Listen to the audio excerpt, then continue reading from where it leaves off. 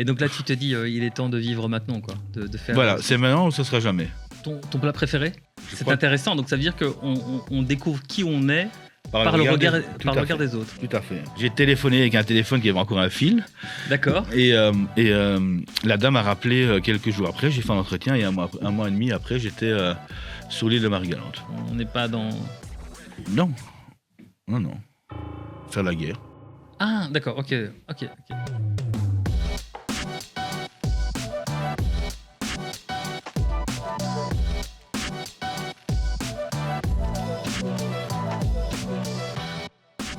Bonjour et bienvenue dans Stylo, l'épisode 2 de la saison 2, et nous sommes deux en studio. Elle est pas belle la vie. Je vous rappelle, Stylo, le podcast qui coécrit son histoire, c'est également votre histoire. Et si vous voulez venir ici en studio et participer avec nous à cette belle expérience de partage et de joie, vous êtes les bienvenus. Donc voilà, c'est parti pour l'épisode numéro 2 donc, de la saison 2. Et j'accueille en studio Laurent. Bonjour, ça va ? Bonjour Laurent, et merci d'avoir accepté l'invitation de Stylo et d'être venu ici en studio. C'est un plaisir déjà de pouvoir participer à ton projet. Chouette. Et c'est toujours sympa de pouvoir un peu découvrir, par exemple, un studio comme ça, je n'ai pas l'habitude, et puis pouvoir un peu s'exprimer de manière libre. Très bien. Alors nous sommes libres dans ce podcast soit de commencer par la question de Sergio qui était dans l'épisode 1 de la saison 2, soit de le voir à la fin. Est-ce que tu veux qu'on y aille maintenant ? Allons-y. Oui. Donc voilà. Donc la première question qui t'est adressée, c'est celle de Sergio qui était donc ici en studio dans l'épisode numéro 1. Et voici la question. Et je pense qu'elle te va à merveille. Voici donc la question. Qui penses-tu qui tu es ? Penses-tu qui tu es ? Merci Sergio pour la question. Oui, merci Sergio, parce que c'est une question... Là, je suis déjà occupé ici de la traduire dans ma tête, parce que qui penses-tu qui tu es ? C'est une métaphore, on va dire, assez intéressante. Et déjà, qui penses-tu, c'est qui pense ou que pense, qu'est-ce que je pense, et de savoir qui je suis. Je ne sais pas te dire qui je suis, mais je peux te dire ce que les gens pensent de ce que je suis. Donc, c'est intéressant. Donc, ça veut dire qu'on découvre qui on est par le regard des autres. Tout à fait. Enfin, moi, c'est la manière dont je vois les choses. C'est qu'en fait, en fonction du contexte et des gens qui en fait, agissent comme un miroir, et donc... cette réflexion de l'image de soi fait partie de l'image interne de soi-même. Parce que je crois que c'est très compliqué de savoir, enfin moi en tout cas pour moi, savoir exactement qui je suis. En fait, je suis plein de choses, et en fonction des circonstances, je suis comme ça ou comme ça ou comme ça. Mais je ne suis pas jamais posé la question c'est assez abstrait de dire qui je suis. Je suis le père de mes enfants, je suis un infirmier quand je suis un infirmier, un cuisinier quand je suis un cuisinier, un pote quand je suis avec mes amis. Mais en fonction de ça, je ne suis pas toujours la même personne. Donc tu veux dire que le qui n'est pas figé dans le marbre ? Je crois pas, non. En tout cas, dans mon caractère, non. Il y a un fond, évidemment. Un fond de caractère... que tout le monde a, mais en fonction des circonstances, je crois qu'on soi-même, on donne l'image, on se comporte d'une certaine manière en fonction de la situation dans laquelle on se trouve. Et donc, qui je suis, c'est en fonction, là je suis un ami de Manu, et je me comporte comme un ami de Manu, parce que c'est mon ami. Voilà. Et tu es l'invité de Stylo, le podcast. D'accord. Merci Sergio pour cette question philosophique, et on aime des moments philosophiques dans cette émission de podcast. Et c'est vrai que cette question est assez intéressante. Qui penses-tu qui tu es ? Mais je pense qu'il faut une vie, voire plusieurs vies pour pouvoir y répondre. Et moi, ce que j'aime souvent dire, c'est que nous sommes plutôt multiples qu'un seul individu. Oui, on est un être humain de chair, mais je pense qu'à l'intérieur de nous, il y a une âme, il y a un esprit, il y a quelque chose qui est évolutif, et c'est peut-être pour ça qu'on est ici sur cette planète, pour découvrir plein de choses et expérimenter. On est là, oui, je crois aussi qu'on est là pour pour profiter des différentes expériences qu'on peut mener, pour pouvoir se dire, prendre du plaisir, hein, de vivre la vie de manière à se dire, voilà, je la vis pour me faire plaisir, pour faire plaisir à mon entourage, pour faire plaisir à mes enfants, pour faire plaisir à autrui en général, parce que faire plaisir, ça donne du plaisir. En tout cas, c'est mon cas. Et voilà, je vis, comme qui dirait l'autre, je préfère, et ma femme me reconnaîtra quand je dis, je préfère la qualité à la quantité. Très bien.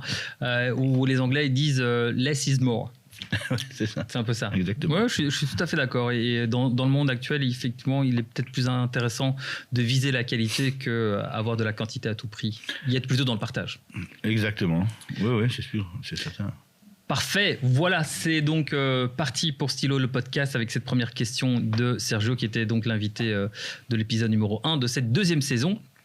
Alors, Laurent, est-ce que tu pourrais te présenter en quelques mots? Oui, en gros, je m'appelle Laurent Gillis, je suis infirmier de profession. Je suis quelqu'un qui aime la vie, qui aime parfois brûler un peu la chandelle par les deux bouts. J'ai la chance d'avoir une belle famille avec de magnifiques enfants. Je n'ai pas beaucoup d'amis, mais ceux que j'ai sont de qualité. Et voilà, je suis quelqu'un de passionné par le plaisir en général. Très bien, donc tu es infirmier de formation. Oui. Est-ce que tu peux me parler un peu de ton expérience? Je pense que tu as fait tes études en Belgique et puis tu as été à l'étranger. Oui, c'est vrai. En fait, grosso modo, mon expérience, elle est je l'ai commencé ma carrière en Belgique, mais j'ai fini mes études en 2001 et après ça, je suis parti assez vite à l'étranger. À la base, c'était pour une histoire de cœur, hein. Et donc je suis parti parce que ma copine m'avait à l'époque largué. Bon, ça, c'est pas encore trop grave. Et je crois qu'inconsciemment, j'ai voulu quitter un peu mon milieu familial aussi. Donc j'ai eu l'occasion de partir travailler dans les dom-toms, donc en Guadeloupe, plus précisément sur une petite île qui s'appelle l'île de Marie-Galante. Et donc, mais là, tu y es allé tout seul ou tu y allais déjà avec... La première fois, j'y étais via une agence de placement. C'était une dame qui plaçait. Ça s'appelait. En fait, c'était un autre monde parce qu'il n'y avait pas Internet, très peu d'Internet. C'était un autre monde. L'île, les dom-toms dans lesquels tu as été, ou est-ce que l'infirmier est un autre monde, ou le monde? Mais je crois que la vie à l'époque, en 2001, elle n'était déjà pas du tout la même vie qu'on a maintenant. Et donc, c'est via un article de journal, dans le journal Le Soir, dans les petites annonces, que le père de ma copine m'avait donné 6 mois auparavant, que j'ai retrouvé au fond de mes poches. Et je suis tombé dessus par hasard. Je lui ai dit, mais tiens, c'est génial ce truc. J'ai téléphoné avec un téléphone. J'ai téléphoné avec un téléphone qui avait encore un fil. D'accord. Et la dame a rappelé quelques jours après. J'ai fait un entretien et un mois et demi après, j'étais sur l'île de Marie-Galante. Donc ça tombait bien. Donc ta relation était finie. Voilà. Et là, tu t'es dit, plutôt que rester ici à déprimer sur le ciel gris bruxellois, autant... en fait, il n'y avait plus d'attache. Donc c'est peut-être ça qui t'a motivé à partir? J'avais plus d'attache. J'avais fini mes études. J'avais pas forcément envie de retomber dans le milieu hospitalier. Et puis voilà, c'était un peu pour voir autre chose, parce que moi, j'ai jamais beaucoup voyagé avec mes parents. On a fait 2-3 voyages en Tunisie, mais j'ai pas visité le monde. Donc là, j'ai découvert quelque chose. À l'époque, on ne pouvait découvrir que dans les magazines, quoi. C'était les Antilles, l'eau turquoise. Enfin, c'est intriguant. Tahiti ou Haïti, pour moi c'était pareil, c'est pas du tout pareil, mais à l'époque c'était le Pacifique, l'Atlantique. Enfin, en tant que bon belge, on n'a pas de colonie là-bas, donc on sait pas trop comment ça se passe. Ouais. Donc c'est l'aventure, quoi. Et donc c'est incroyable que tu me dises que tu as retrouvé une petite annonce au fond d'un tiroir et qui te dit voilà mon gars, il y a une autre opportunité. Alors raconte-nous un petit peu ton expérience c'est pas en Guadeloupe, donc c'est à Marie-Galante. Marie-Galante, donc une petite île qui appartient à la Guadeloupe, un archipel guadeloupéen, oui. D'accord. Et comment ça se passe la vie Bien, écoute, donc pour préciser, là, j'en suis revenu il y a 2 ans. En fait, je suis parti plusieurs fois, mais à un moment donné, je suis tombé amoureux de cet endroit parce que les gens sont très accueillants.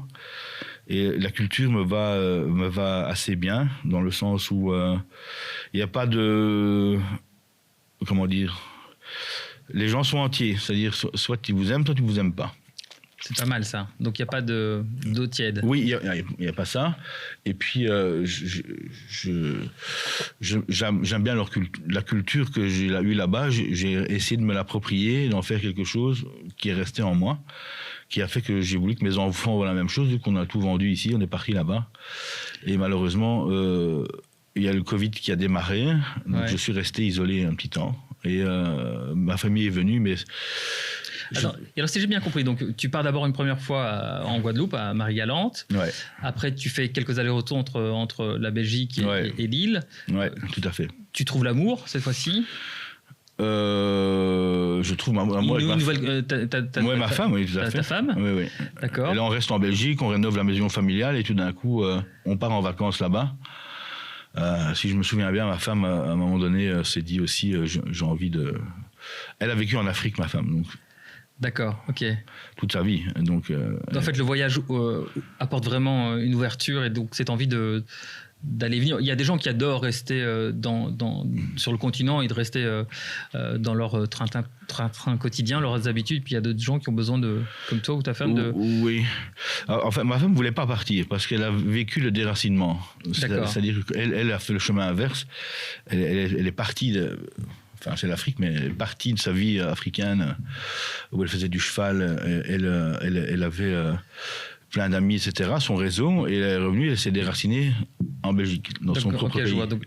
Et ça a été très dur pour elle de faire ce déracinement. Et donc, repartir à l'étranger, ça voulait dire revivre cette chose-là. Ce déracinement une deuxième fois. Ouais, et ça, elle n'était pas très chaude. Et le contexte professionnel de l'époque fait qu'à un moment donné, elle a accepté qu'on est allé. Et puis, il y a de nouveau plein de concours de circonstances qui font que nous avons trouvé une maison là-bas, acheté une maison.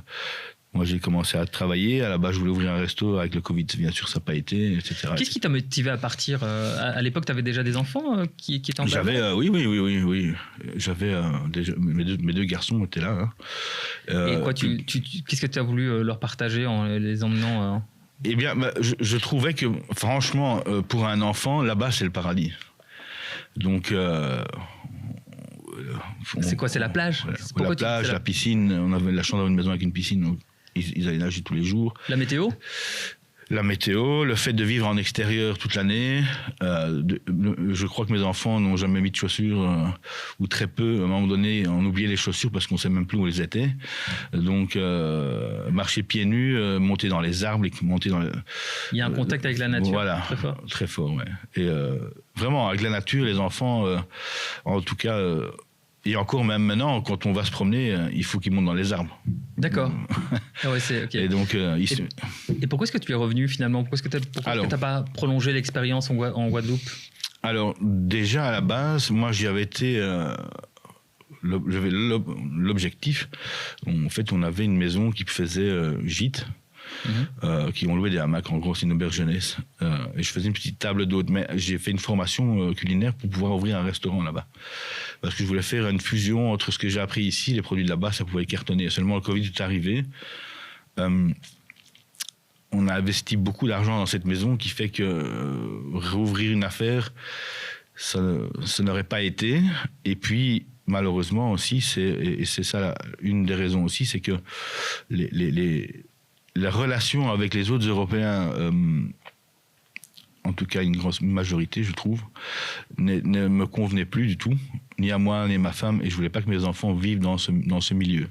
Pour être franc, du racisme envers les gens qui vivent sur l'île, alors que ce sont eux les étrangers qui viennent d'Europe et qui veulent faire,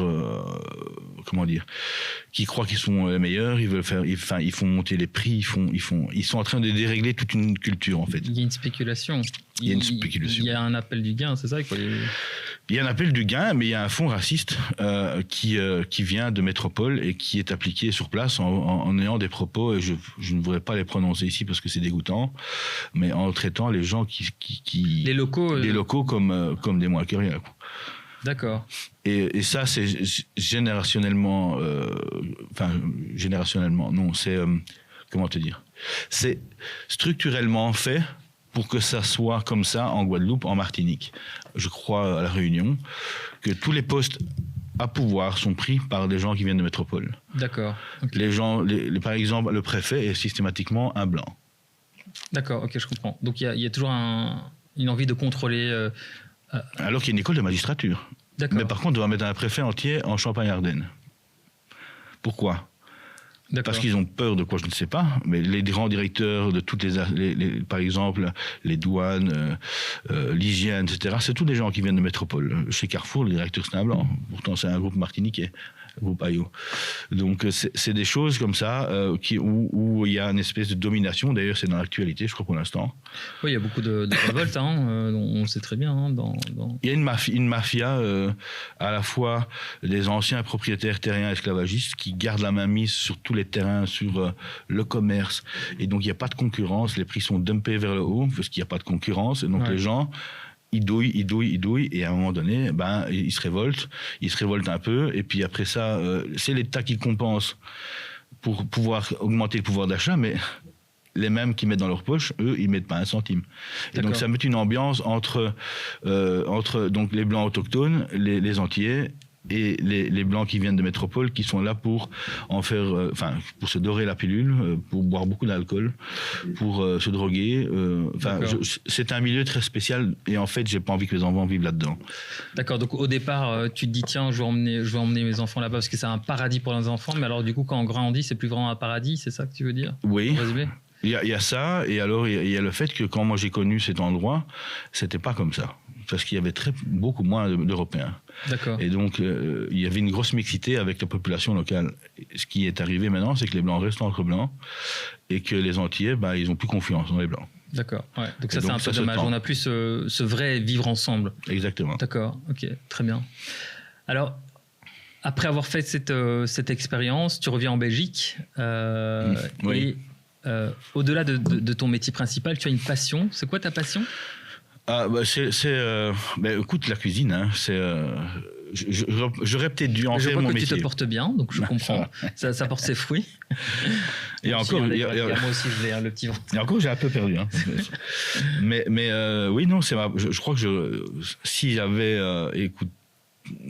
plus de maturité, j'aurais peut-être dû faire ces études-là au départ et ne pas dire il faut absolument que j'ai un diplôme, machin, un truc.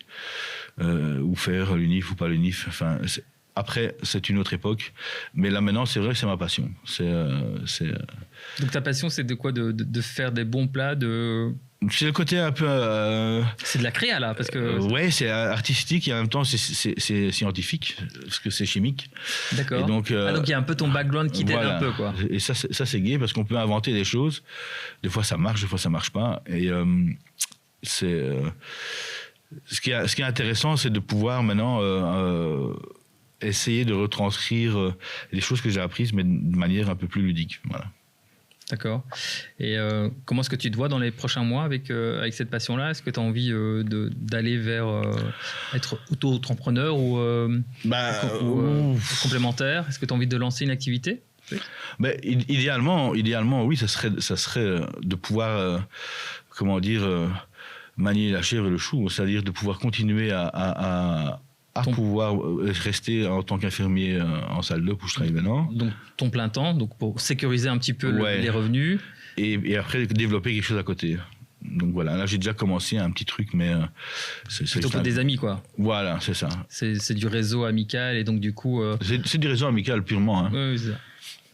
Et après, peut-être un jour, oui, j'aimerais bien me lancer. J'ai déjà fait 2-3 réceptions et 2-3 events. Mais voilà, je suis en train de me tâter, mais c'est vrai que à chaque fois, je dis bon, plus tard. Mais là, je sens que maintenant, ça devient de plus en plus récurrent. Tu es dans la quarantaine, je présume, oui. ou bientôt, tu y es déjà ? Non, je suis à 40. C'est très gentil, mais non, c'est presque la cinquantaine. C'est vrai ? Ok. Et donc là, tu te dis, il est temps de vivre maintenant, quoi, de faire... Voilà, c'est maintenant ou ce sera jamais. D'accord. Mais pas n'importe comment. Et donc... Ouais, c'est pas évident, parce que tu as un ménage, tu as des revenus, tu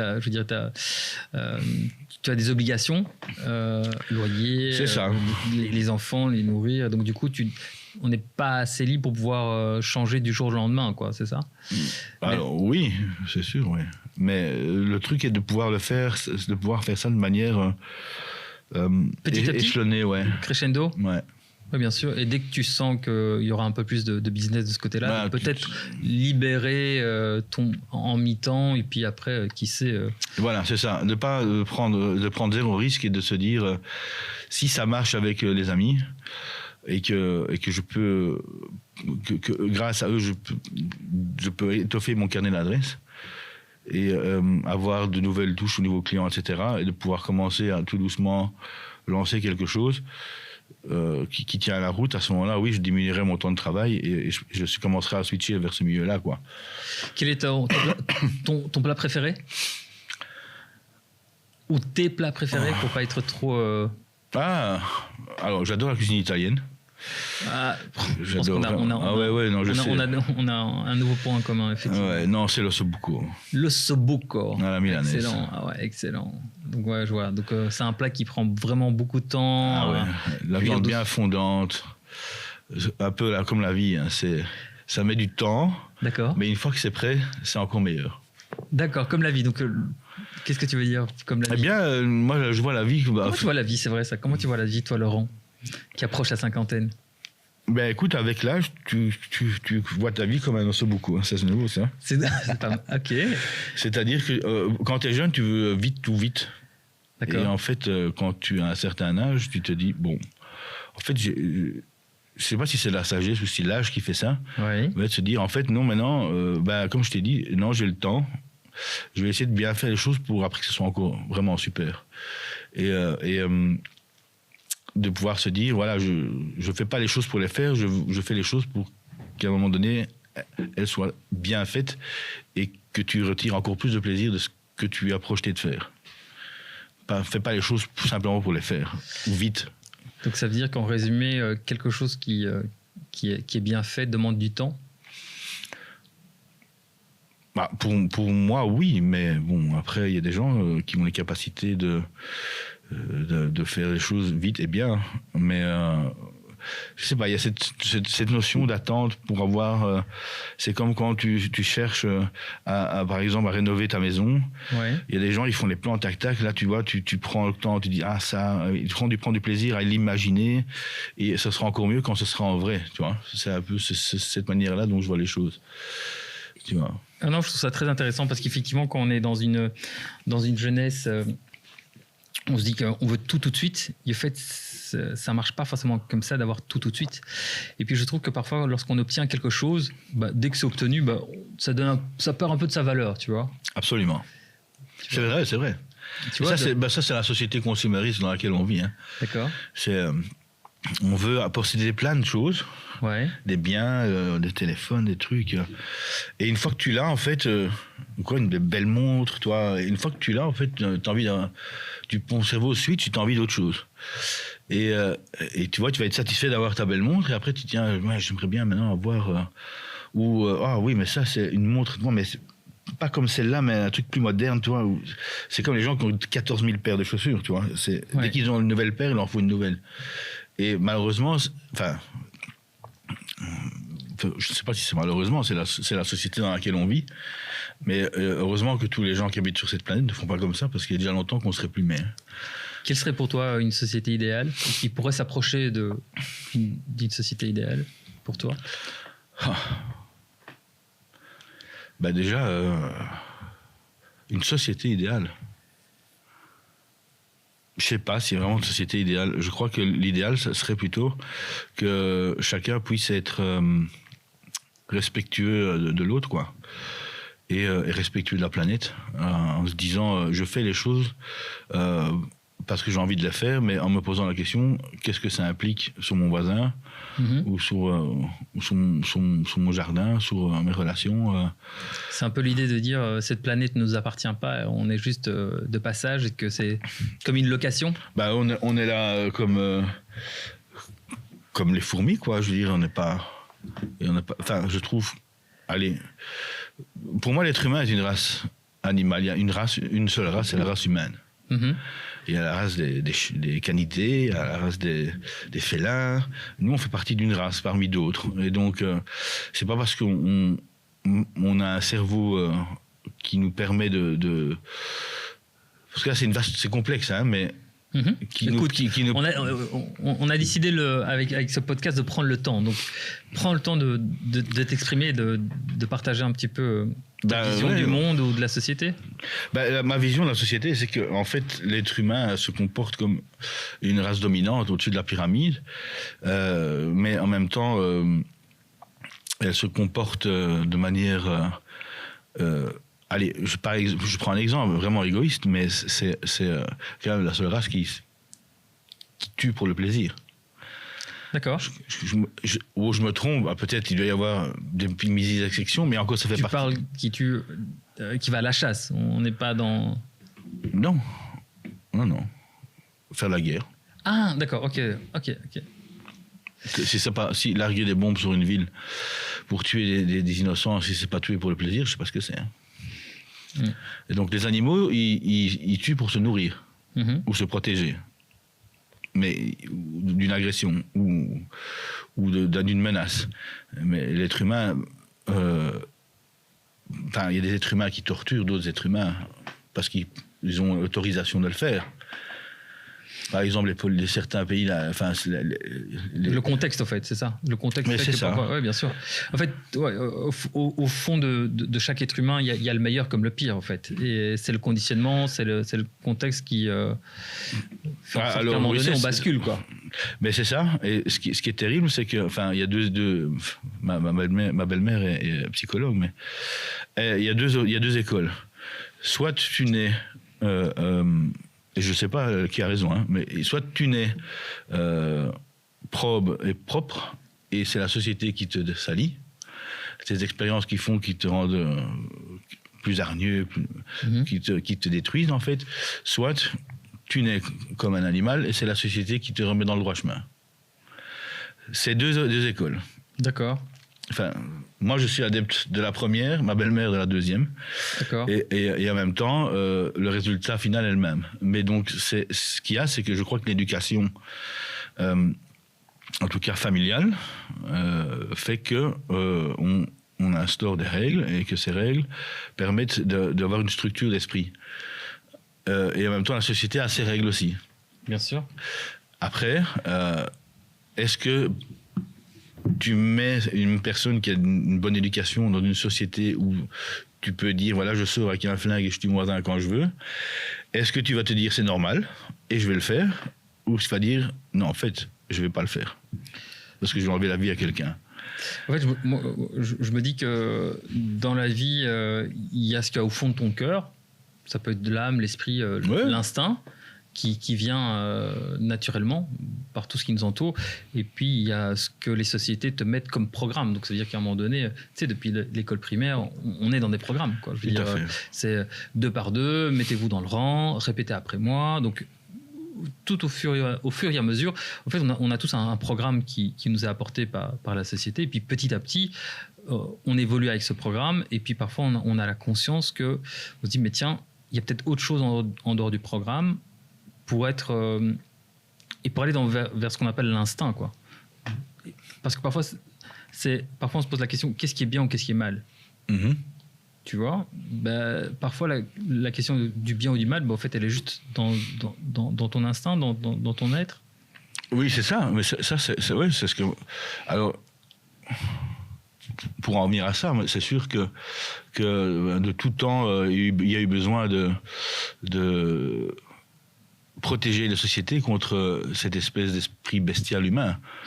À la base, c'est pour ça qu'il y a la Torah, la Bible, etc. Si les gens doivent suivre ça, à l'époque, ça remplaçait la société. C'est pour être sûr que le mec, il va pas sortir et buter tout le monde. Parce que sinon, attention, je comprends. Tu as la loi divine qui va s'appliquer sur toi. Et donc, ça permettait aussi de maîtriser les gens. Le fait qu'ils ne mangent pas de porc dans la région du Proche-Orient, c'est parce qu'il y avait la peste porcine. Et il s'est dit, bon, les gars, on va interdire le porc, sinon les mecs, s'ils ne respectent pas, on va perdre la population, parce qu'il y a la peste porcine, ça passe à l'homme. Et donc là, tu risquais d'avoir des gros problèmes. Et donc, c'est quand même intéressant, parce qu'effectivement, à la fois, les deux grandes religions qui étaient dans le coin ont interdit le porc. Pourquoi ? Parce que ça coulait de source qu'il fallait le faire, sinon c'est la santé publique, quoi. Bien sûr. Et donc, ça c'est la matrice des sociétés. Et après, chaque individu évolue dans cette société en ayant, comme tu dis, son âme en lui-même qui dit est-ce que je fais bien ou pas ? Et est-ce que ma société me dit de faire, est-ce que c'est bien ou c'est pas bien ? Et c'est à ce moment-là que c'est intéressant, parce que tu ne peux pas être d'accord, et à ce moment-là, qu'est-ce que je fais ? Est-ce que je me bats contre ça ou je me tais ? Et après, tu as l'échelon au-dessus, c'est est-ce que je me mets en danger pour ces valeurs ou pas ? Et voilà, c'est comme ça que je vois les choses. Parfait. Comme quoi, dans ce stylo, on arrive à partir de petites choses, et puis on parle de philosophie, de programme, Comment est-ce que toi, tu vois la vie, toi ? Quel est pour toi le plus important dans la vie ? Pour le plus important, c'est mes enfants, donc ça c'est sûr. Hein. Je ne remonte peut-être pas assez. Je crois que je suis un peu trop sur leur dos. Mais voilà, c'est la priorité de ma vie, c'est eux, parce qu'ils n'ont pas demandé d'être là, c'est nous qui avons décidé qu'ils soient là. C'est intéressant parce que tu vois, parfois dans d'autres philosophies, on dit qu'on a décidé de venir sur Terre et on a ces parents-là. C'est drôle parce que oui. Tu vois, c'est intéressant ce que tu dis là. Ça aussi, ça fait partie du programme. Oui. Donc, tu vois, c'est intéressant. Alors oui, bien sûr qu'on l'a choisi, on choisit d'avoir des enfants, mais parfois, il y a d'autres philosophies qui disent que parfois, quand tu viens sur Terre, on est plutôt dans une philosophie de réincarnation et tout ça. On dit, tiens, tu viens sur Terre pour vivre des choses différentes et pouvoir faire évoluer ton être et ainsi de suite. Quoi. Oui, tu parles du bouddhisme, là, hein, c'est ça? Oui. Si tu fais évoluer, tu passes à chaque fois à un niveau supérieur, en gros comme un jeu vidéo, l'énergie. Et puis dès que tu as fait toutes les étapes... Mais ça marche bien. T'es au paradis, quoi. Mais justement, est-ce que le paradis n'est pas sur Terre ? Écoute, je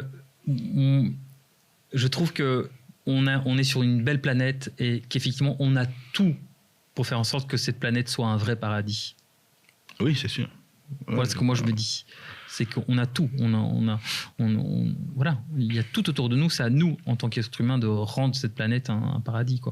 On comprend très bien qu'il y a des gens qui souffrent. Ça, j'en suis vraiment conscient.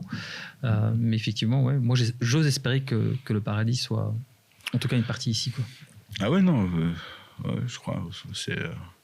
Mais voilà, après, moi, je crois que la manière dont moi je vois la vie en général, moi j'apprécie, j'aimerais avoir des moments de bonheur le plus souvent possible, c'est tout ce que je demande. C'est rire. Et moi oui, c'est ça.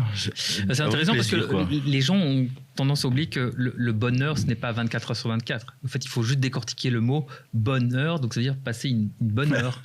Un bon moment ensemble. C'est vrai. Tu vois, une bonne heure. Est-ce que là, on passe pas une bonne heure ? Tout à fait. C'est exactement ça. On passe une bonne heure ici. Ouais. Échanger avec les autres sans avoir peur d'être... sans se dire, tiens, est-ce que j'ose le dire ? Est-ce que j'ose pas le dire ? Parce que qu'est-ce qu'il va penser, etc. Déjà, ça c'est bien parce que tu peux dire ce que tu penses. Quand tu dis ce que tu penses... il y a une relation qui se fait avec la personne qui accepte ce que tu dis et qui ne te juge pas par rapport à ce que tu penses. C'est pas évident, mais c'est vrai que pouvoir échanger comme ça, par exemple dans 1 heure comme ça, tu ressors d'ici en ayant l'impression d'avoir eu un échange avec une personne et d'avoir appris des choses et d'avoir donné des choses. Et donc tu ressors toujours plus riche. Et donc ça permet aussi de continuer à se construire. Mais là, malheureusement, on est dans une société qui est en train de se refermer sur elle-même. Donc, je crois que... Tu vois ? En fait, je suis assez mitigé parce que je trouve qu'il y a une éveil de plus en plus. Mm-hmm. Tu vois ? Alors, oui, effectivement, il y a des gens qui pratiquent toujours un certain égoïsme et tout ça.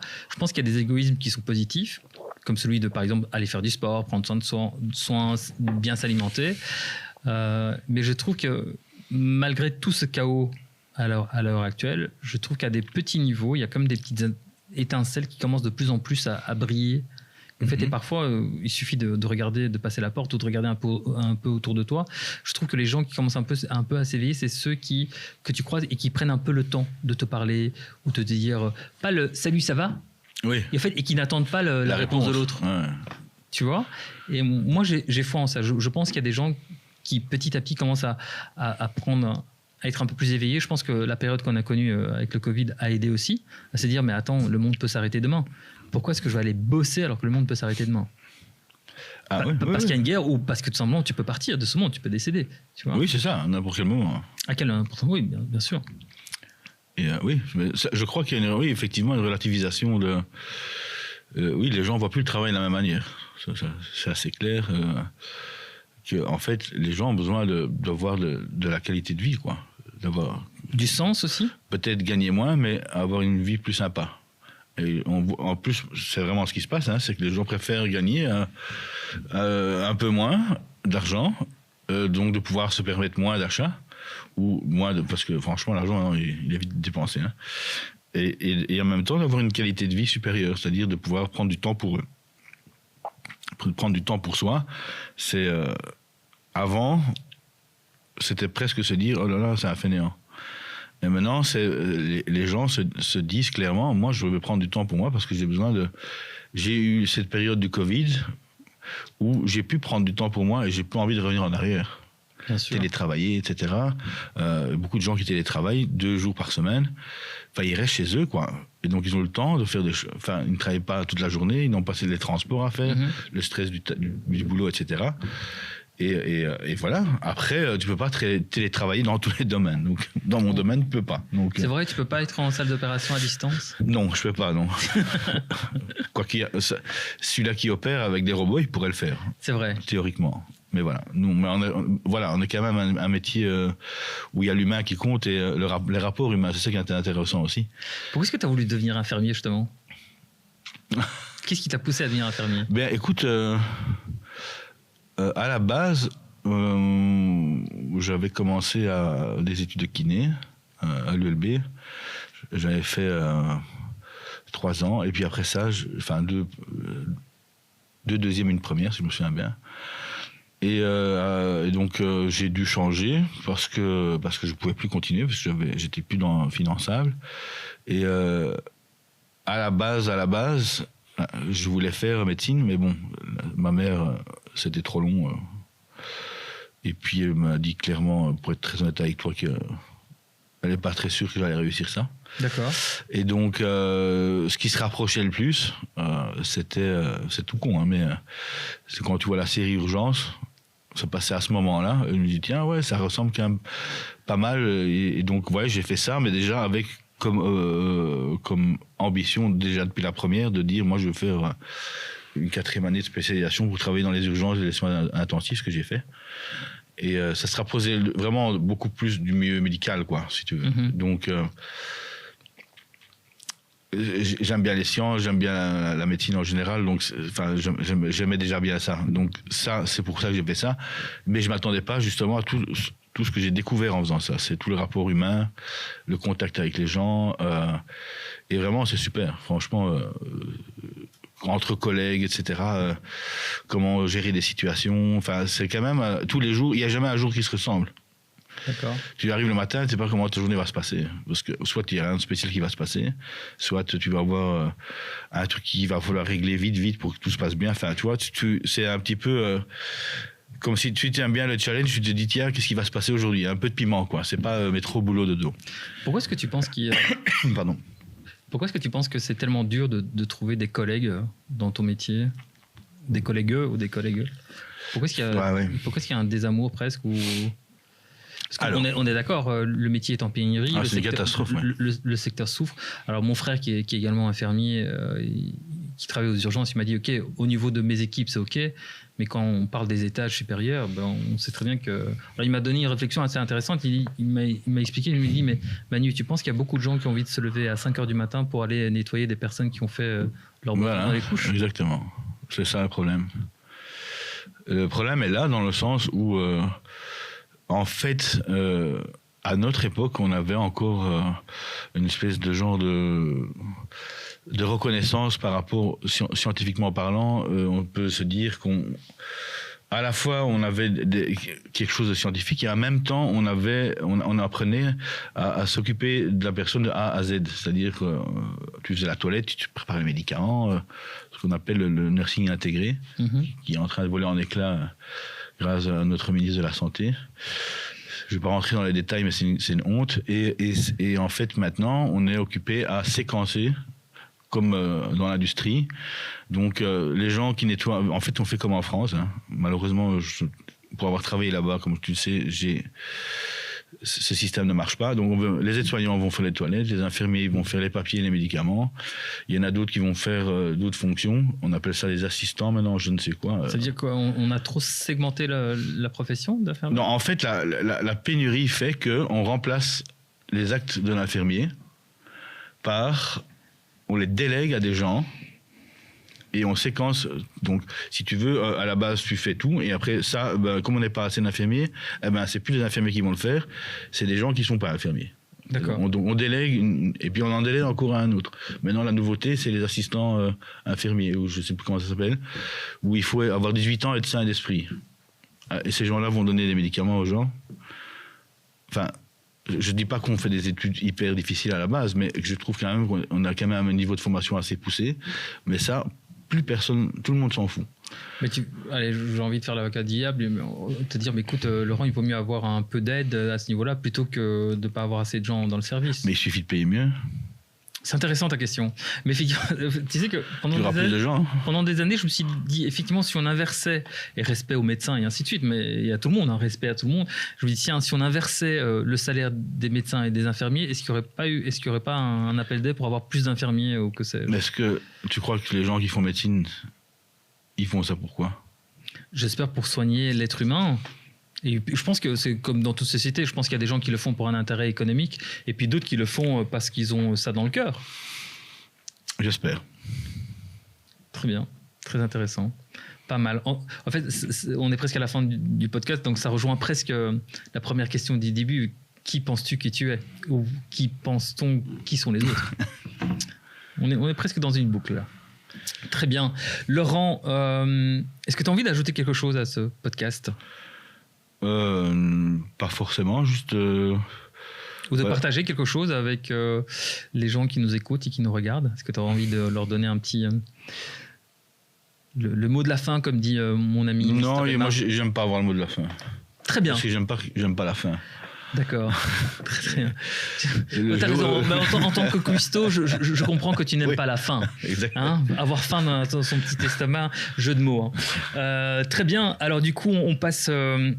à la partie qui va clôturer ce podcast, qui est celle-ci.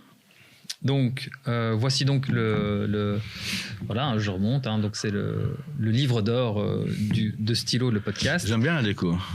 Écoute, je l'ai trouvé lorsque j'ai pris un avion à Zaventem, à l'aéroport. Et comme on avait un petit peu de temps je me suis baladé dans les magasins et donc je l'ai trouvé à l'aéroport et je trouvais qu'il est magnifique, rien que cette première de couverture. C'est ça, en première de couverture.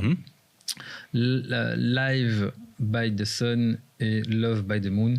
Donc voilà, je me suis dit, tiens, j'étais en mode recherche créative, j'ai dit, oh là là, mais ça va être magnifique pour faire signer l'entretien.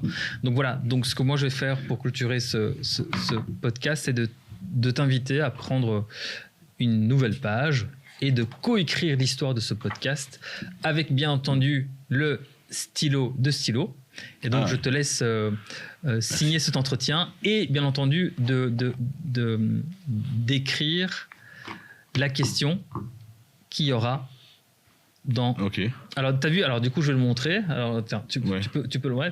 En fait il y a deux stylos. Je pense que tu l'avais pas encore vu, mais donc voilà. Donc ça c'est le stylo de Stylo qui est là, stylo de Stylo. Et au fait, pour te remercier, j'ai mis un vrai stylo. Et ça c'est cadeau pour toi. Donc ça c'est cadeau pour toi. C'est ton cadeau. Ok, merci. Ce sera ton stylo, donc c'est un petit souvenir.